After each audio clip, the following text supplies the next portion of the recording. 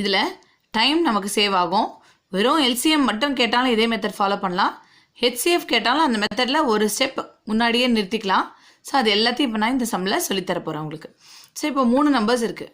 நான் சின்னதாக ஒரு 3 நம்பர்ஸ் எடுத்திருக்கேன். 15, 24, 36. இப்போ இந்த 3த்துக்கும் காமனான ஃபேக்டர் ஏதாவது இருக்கா அப்படின்னு பார்க்குறோம். இந்த 3 நம்பரும் எதால் டிவைட் ஆகும் அப்படின்னு பார்த்தா நம்ம ப்ரைம் நம்பர்ஸாக எடுத்தால் ஈஸியாக இருக்கும். 2ஆல் டிவைட் ஆகுமான்னு செக் பண்ணி பார்க்கலாம். 15 ஆகாது. ஸோ 3ஆல் டிவைட் ஆகுமான்னு செக் பண்ணலாம். ஸோ 3ஆல் 3 டிவைட் ஆகும். அதனால் 3ஐ எல் டிவிஷனில் வெளியில் எடுத்துடுறோம். So 3 5s are 15, 3 8s are 24, 3 12s are 36. இப்போ இந்த 3 நம்பருக்கும் காமன் ஃபேக்டர் ஏதாவது இருக்கா அப்படின்னு பார்த்தா இல்லை. ஸோ எப்போ நமக்கு காமன் ஃபேக்டர் இதுக்கப்புறம் இல்லையோ அதுக்கு முன்னாடி நம்ம இந்த ஃபேக்டர் இந்த பார்ட்டை ஒரு லைன் போட்டு செப்பரேட் பண்ணிக்கிறோம். இதுக்கு மேலே இருக்க எல்லா நம்பர்ஸோட ப்ராடக்ட் தான் ஹெச்சிஎஃப். இதுக்கு மேலே இங்கே ஒரு நம்பர் தான் இருக்குது இந்த சம்மில். So HCF is 3. ஸோ நம்ம சைடில் எழுதிடலாம் ஹெச்சிஎஃப் இஸ் 3ன்னு முடிச்சிடலாம். ஸோ ஹெச்சிஎஃப் மட்டும் கேட்டால் இந்த சம்மை இப்படியே நிறுத்திக்க வேண்டியதுதான். எல்சிஎம்மும் கேட்டால் நம்ம ப்ரொசீட் பண்ணுவோம். ஸோ எப்படி ப்ரொசீட் பண்ணுறோன்னா இதே சம்மில் அப்படியே ப்ரொசீட் பண்ணுறோம். இப்போ இது ரெண்டுத்துக்கும் காமனான ஃபேக்டர் ஒன்று இருக்குது.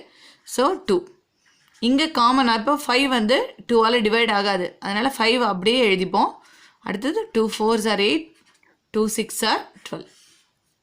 திரும்ப 4க்கும் 6க்கும் 2ங்கிற காமன் ஃபேக்டர் இருக்குது. ஸோ எதே 5ஐ நம்ம கீழே அப்படியே போட்டுப்போம். இது 2, இது 3.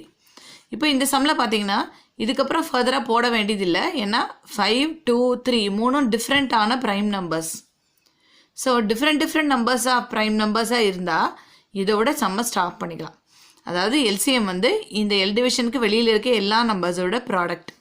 ஸோ எல்சிஎம் அப்படின்னா என்னெல்லாம் LCM 3 into 2 into 2 into 5 into 2 into 3.